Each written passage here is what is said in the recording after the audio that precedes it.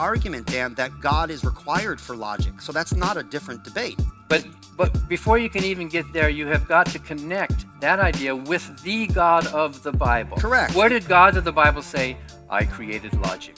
Well, Where did he say that? You can ask me that when it's your turn to ask All questions. right. Well, you can respond to a question with a rhetorical question. Well, thank you for letting me know it's rhetorical. Yeah. I appreciate that. Okay.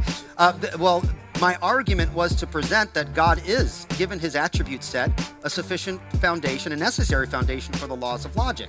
From a Christian worldview, I have a reason to believe God is the foundation, the metaphysical foundation for universal, immaterial, conceptual laws. My challenge to you, Dan, is how do you use logic to object to my position without borrowing from my position? That's the whole point. So in other words, how do we know the God of the Bible exists? You're proving him in forming your objections. That's the whole point. But you have not shown that the God of the Bible is the source of logic. You're claiming it as a Christian theological dogma, but you have not shown it from Scripture.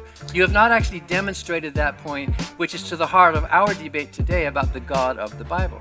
You've got some great philosophical thoughts. I admire you for that, but we're talking about the God of the Bible, not some modern Christian worldview from modern Christian philosophers. There is nothing modern of believing that God is metaphysically ultimate. Granted, the Bible doesn't mention metaphysical, but he is, given the nature that is ascribed to him in Scripture, there's nothing greater or more fundamental than him. So we add philosophical terminology to talk about that, but that's still not to say that it's unbiblical. Well, the Hindus say the same thing. Good for them, and they can have their day to debate, Yeah. and we can show that their worldview reduces to absurdity as well.